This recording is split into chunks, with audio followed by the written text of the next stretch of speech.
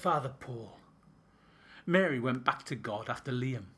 His departure was sudden and unexpected.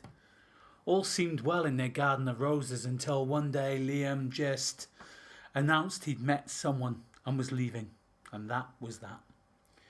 No discussion, no second chances, just a hastily packed suitcase and a quickie divorce.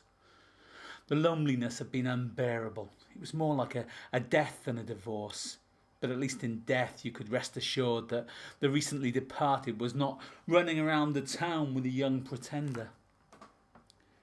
God had provided some solace, some comfort, some company. Church was an escape, a chance to get out of the house, a chance to listen to Father Paul. Father Paul was a dreamboat. Imagine a younger, more handsome Jose Mourinho in a cassock, and you had Father Paul. His voice was like chocolate, not the Cadbury stuff, but dark and rich and full of promise. Mary found herself mesmerised by his words, swept into a dreamland by his voice. Was it just her imagination, or did he make Jesus rising up and the parting of the Red Sea seem like innuendo? She found herself taking a little more care on a Sunday morning, and an extra touch of makeup, a slightly shorter skirt. She smiled sweetly at him at the end of every service and enjoyed him smiling back at her, a small shiver floating down her spine. She went to coffee mornings and helped clean the church hall just to be close to him. She knew it was pointless. He was a priest, for heaven's sake. But that didn't stop her putting in the effort, and didn't stop her dreaming of his touch as she lay awake at night.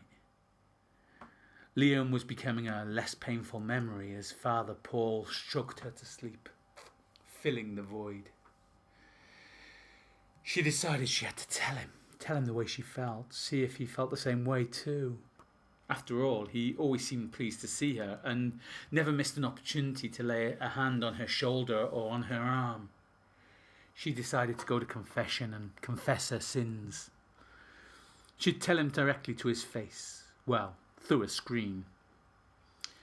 As she approached the church, she felt nerves shake her very being. She felt sick to the stomach.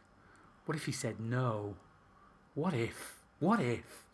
If she lived her life by the rule of what if, she'd forever be the poor woman who Liam left for a young floozy.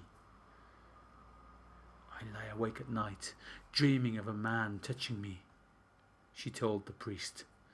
Sometimes the feeling is so strong, I touch myself, she said quietly, hearing the breathing on the other side of the screen getting heavier. The problem is this man is unattainable, but I think I'm in love with him, and would love to feel his hands on my body, on my thighs, on my shoulders. I want to tell him I love him. Why is he unattainable? The priest asked. Is he married? No. Mary took a deep breath. Then I think you should tell him. It's a priest, she said nervously. Mary listened to the silence. Oh, I see, said a strangled voice. It's you, Mary said. It sounded like Father Paul's trusty Bible had fallen on the floor. There was silence. Mary was blushing profusely. What had she done? She'd just confessed her love to a priest. She waited. Father Paul said nothing. In fact, she couldn't hear him breathing. Father, she said. Father? Nothing. What had she done? She could see the figure through the mesh, but he wasn't moving. She left the box and knocked on the door the other side. Nothing. She opened it, and a pale, grey priest with his head against the division greeted her with silence. Ah! Mary screamed. Mary couldn't face going back to church. She couldn't face cleaning the church hall or helping with the coffee morning. She'd heard on the grapevine that Father Paul had made a full recovery from the heart attack, but he wouldn't be coming back to work. She couldn't face church with or without him. Her life spiralled into the miserable life of a widow whose dearly departed is having the time of his midlife crisis. Then, one bright day, at the beginning of June, there was a knock on her door.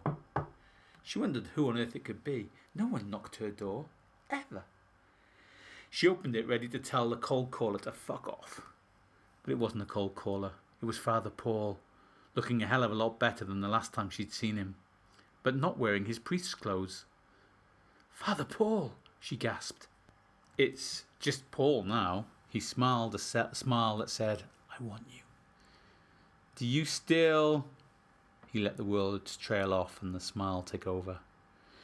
Mary welcomed him in, but without the dog collar he somehow didn't seem quite as attractive.